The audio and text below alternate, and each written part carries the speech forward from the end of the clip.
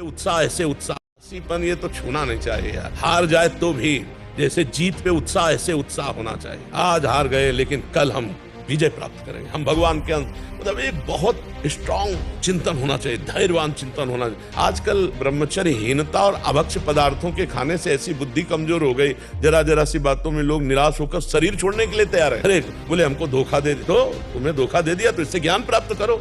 अब ऐसे व्यक्तियों का संग मत करना, शरीर छोड़ने की क्या जरूरत। बोले नहीं हार गया तो जो तुमसे त्रुटि हुई उसे सुधार और आगे विजय सी प्राप्त कर। बोले नहीं मेरा कोई नहीं तो परमात्मा है ना, बढ़ आगे परमात्मा को यार बना के बढ़, देख संसार में विजय प्राप्त होती है। ये लोग मतलब जो निराशा, नेगेटिव चिंतन, ये पाप के कारण होता है। अगर हम सत्संग सुने, नाम जप करें तो हम इस रोग से दूर हो जाएं। देखो अगर सही चिंतन चल रहा है तो भूखे होने पर भी, कष्टप्रद होने पर भी हम आनंदित रहेंगे। हमारा चिंतन खराब है तो सब सामग्री होने पर, सब सुख सुविधा होने पर, वो 1000% बात कहते होते तो 100% है।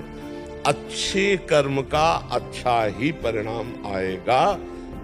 थोड़े दिन आपको बुरा लग सकता है, हो सकता है कि आपके सामने जो गलत है वो बहुत उन्नति को प्राप्त हो रहे हैं, लेकिन परिणाम बच्चा उनका अच्छा नहीं हो सकता है आप उनसे नीचे स्थिति में रह रहे हो लेकिन आप सत्य से चल रहे हो तो आप दीपक की तरह जलते रहो, वो हाइड्रोजन की तरह जल के फ्यूज हो जाएंगे। बहुत धर्म से 100 रुपया अगर किसी का बेईमानी का आ गया है तो आपके 1000 लेके जाएगा और आपको पीड़ा और अशांति जरूर देगा। ये हमारी बात पक्का पकड़ना। अगर आप धर्म से चलोगे तो आप सुखी रहोगे। नमक रोटी खा के नींद की गोली नहीं खानी पड़ेगी। अगर बेईमानी की रबड़ी खाओगे तो नींद की गोली खानी पड़ेगी और धीरे धीरे आपको अशांति बढ़ती चली जाएगी। हो सकता है डिप्रेशन भी हो जाए। हाँ बहुत सही। भगवान की इच्छा के बिना पत्ता नहीं हिलता। नहीं उस बात पे तुम हो क्या, हमें तुमसे पूछते हैं कि उस स्थिति में हो कि भगवान की इच्छा के बिना पत्ता नहीं हिलता। इस स्थिति में आ जाओ और तुमसे पाप हो जाए तो हमसे बता देना। और आप दोष देते हो कि भगवान की इच्छा के बिना पत्ता।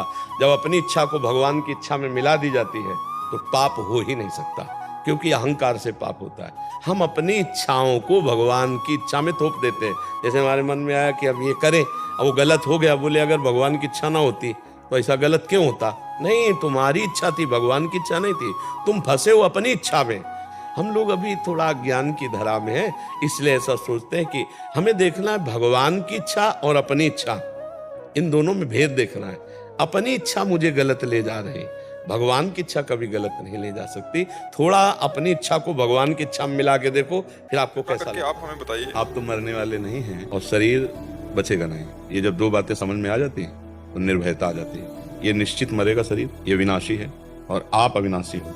तुम्हें मृत्यु मार नहीं सकती। नैनम छिन्दन्ति शस्त्राणि नैनम दहति पावका न चैनम क्लेदन्त्यापो न शोषयति मारुता। अब क्या है, अपने स्वरूप को भूलकर हम शरीर पर राख कर बैठे हैं और हम हैं अविनाशी और ये है मरण धर्मा और ये मरेगा और ये मैं हूं, ऐसा भ्रम हो गया, इसलिए मुझे डर लग रहा है। तो डर क्यों लगता है? क्योंकि हम शरीर को मैं मान लिए और शरीर से भोग रहे हैं। तो हमें लग रहा है शरीर छूटा तो मैं मरा, शरीर छूटा तो मेरा सारा सुख गया। ये अज्ञान के कारण, इसी अज्ञान को मिटाने के लिए अध्यात्म गरज रहा है। मरने का डर तो अज्ञान है बच्चा, मरना तो है ही नहीं। कल और कुछ नहीं मरता बच्चा, शरीर भी नहीं मरता। ये अपने अपने तत्व में लीन हो जाता है। जैसे जल तत्व जल में, अग्नि तत्व अग्नि में, वायु तत्व वायु में, आकाश तत्व आकाश में, पृथ्वी तत्व पृथ्वी में। और अविनाशी आत्मा, उसको तो मरना है। मरना क्या है? एक रूप परिवर्तन, उसी को हम मृत्यु कहते हैं। एक शरीर को छूटना और उस शरीर को अपने अपने तत्वों में मिल जाना, इसी को मृत्यु कहते हैं। कोई मृत्यु नहीं है। इसको प्रतिकूलता अनुकूलता मन को आती है, कोई प्रतिकूलता नहीं, कोई अनुकूलता नहीं। ये अनुकूलता प्रतिकूलता दोनों खेल मन के हैं और मन से हमें कोई संबंध नहीं रखना तो वो हमारे अधीन हो जाएगा। और मन से हम ममता रखेंगे तो हमको अधीन कर लेगा। यम ही न व्यथ्यन्त्येते पुरुषम पुरुषर्षभ सम दुखा सुखाधीरम सोमृतत्वाय कल्पते। ये मन व्यथा ही तो पैदा करता है। जो उस व्यथा से व्यथित नहीं होता, गंभीर शांत रहता है, वही अमृत पद का अधिकारी हो जाता है। खूब नाम जप करो। अनुकूलता प्रतिकूलता एक स्वप्न है, ये सत्य नहीं है। ना सतो विद्यते भाव, ना भाव विद्यते सता। ये असत की सत्ता नहीं, सत का अभाव नहीं। काय का अनुकूलता प्रतिकूलता? ऐसे झाड़ू मारी विवेक की, 1 मिनट में विवेक सब साफ कर दिया। अनुकूलता प्रतिकूलता, राम राम राम, सिया राम सिया राम। देखो जैसे फिल्म देखने गए तो फिल्म में मार पीट हिंसा सब कुछ दिखाई दिया, लेकिन बाद में आकर के अगर कोई रोता हुआ आदमी मिले और आपसे कहे मैं बहुत दुखी हूँ फिल्म देख के, तो आप हंसोगे कि नहीं हंसोगे? क्यों हंसोगे? क्योंकि आपको पता झूठा है। आपको पता है झूठा है और वो सच्चा मान लिया इसलिए वो रो रहा है बंदा। आप सच्चा मान लिया इसलिए आप दुखी हो रहे हो। उमा कहूं मैं अनुभव अपना सत हरि भजन जगत सब सपना। सपने का रील चल रहा है। अच्छा, दुख किस बात का होता है? किसी को शारीरिक पीड़ा, किसी को मानसिक पीड़ा, ये देख के, और ये तब मिटेगा जब वो अपनी भूल को मिटा दे। वो अपने को शरीर मानकर पापाचरण करता रहा, पुण्याचरण करता रहा, सुख दुख के लपेटे में पड़ा है, तो भूल से दुखी हो रहा है। वो भूल मिटाने के लिए अध्यात्म है, और अध्यात्म को स्वीकार नहीं कर रहा, मनमानी पापाचरण कर रहा है, तो कभी दुख नहीं मिटेगा।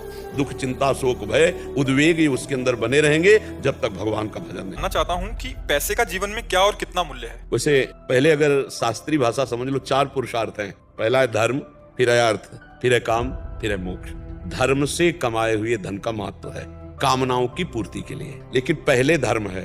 धर्म से अर्थ कमाए और धर्म पूर्वक चलने वाली कामनाओं की पूर्ति में लगाए तो अर्थ का बहुत बड़ा महत्व है। और अर्थ अपने परिवार का पोषण, अपने शरीर का पोषण, ये दूसरे। और सबसे पहले अर्थ का सो धन धन्य प्रथम गति जाकी। कहीं उसको कोई दूसरा बीमार है, कोई दूसरा ऐसा जिसकी कोई सेवा करने वाला नहीं, अगर उसमें अर्थ लग जाए तो प्रथम लग गया, वो धन्य हो गया। हाँ, उससे बड़ा कोई धर्म नहीं होता। परित से इस धर्म नहीं भाई। पहले धर्म, फिर है अर्थ, फिर है कामना की पूर्ति, काम, और फिर है मोक्ष। अगर धर्म से धन कमाया जाए और धर्म पूर्वक कामनाओं की पूर्ति की जाए तो मोक्ष मार्ग में पहुंच जाएगा, वो भगवत प्राप्ति के मार्ग में पहुंच जाएगा। धन का महत्व है, लेकिन धर्मयुक्त धन। धन का महत्व है कामनाओं की पूर्ति के लिए, लेकिन धर्मयुक्त कामनाएं हो तो वो भगवत प्राप्ति के मार्ग में चलता है।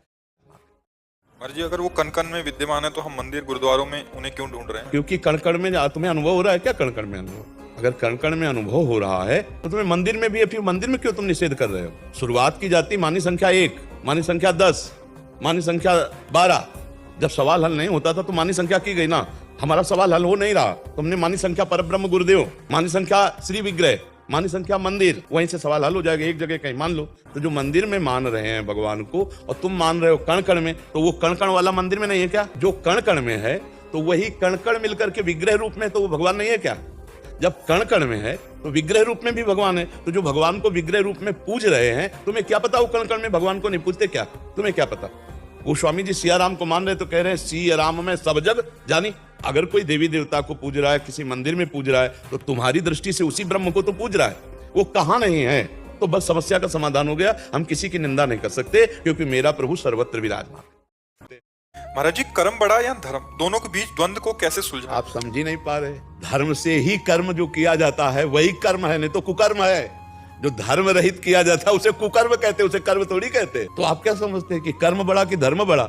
अरे भैया, जो धर्म से युक्त कर्म है वही कर्म है, बकाया सब कुकर्म है। ऐसे देखो, पत्नी है और पति है, दोनों का धर्मयुक्त संबंध है।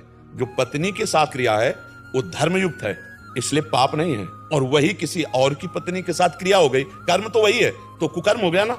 धर्मयुक्त कर्म हुआ तो वो निष्पाप है, और वही कर्म दूसरी स्त्री के साथ हुआ तो पाप बन गया कि नहीं बन गया? कुकर्म हो गया। जो धर्मयुक्त कर्म है वही कर्म है, और सारा का सारा कुकर्म है। पर जी, धर्म क्या है? धर्म जो शास्त्र और संत महात्मा जिसका प्रवचन करते हैं, निर्णय करते हैं, तस्मात् शास्त्रम प्रमाणन्ते कार्याकार्यो व्यवस्थितो। क्या करना चाहिए, क्या नहीं करना चाहिए, इसका शास्त्र निर्णय करता है, इसका संत जन निर्णय करते हैं। इसलिए सत्संग सुने तब पता चलेगा कि धर्म किसे कहते हैं, अधर्म किसे कहते हैं। बिना गुरु के भगवत प्राप्ति कैसे होगी? गुरु धारण करना जरूरी है क्या? वृंदावन आप कई बार आए? फर्स्ट बार। तो आप रंगनाथ जी जाना है, सेवा कुंज जाना है, निधिवन जाना है, राधा रमण जाना, गाइड की जरूरत है कि नहीं? तो फिर इस माया भरे भूल भुलैया में क्या गुरु की गाइड के बिना परमात्मा की प्राप्ति हो जाएगी? शिव को, राम को, हरि को, कृष्ण को, एक ही है, परमात्मा एक है। आप यहाँ बिना गाइड के आ गए क्या? तो ऐसे ही परमात्मा की प्राप्ति बिना गाइड के हो जाएगी क्या? इस संसार की भूल भुलैया में गुरु रूपी गाइड ना मिले तो हम नहीं पहुंच सकते। चाहे शिव विरंच सम होई, गुरु बिनु भवनिधि तरे न कोई। बिना गुरुदेव की कृपा के परमार्थ कैसे जागृत हो सकता है? जिन संत की बात मान ले वही गुरुदेव है। हम कह रहे राधा राधा जपो, कृष्ण कृष्ण जपो, शिव शिव जपो, हरि हरि जपो, जपो, हो गई बात। तो कहीं भी कोई भी नाम जप करे तो किसी न किसी संत के मुख से तो निकला हुआ है, बस पकड़ लो उसको। जैसे कहते हैं हम भगवान को गुरु बना करके परमार्थ में चल रहे, तो भगवान तुम्हें डांटेंगे क्या? भगवान तो अनंत जन्मों से तुम्हारे हृदय में गुरु बने बैठे रहे, एक भी बात मानी क्या? वो तो कहते हैं हर गलत काम में कि मत करो। मानता है कोई उनकी बात? तो हमें मानना चाहिए कि गुरु बिनु भवनिधि तरे न कोई।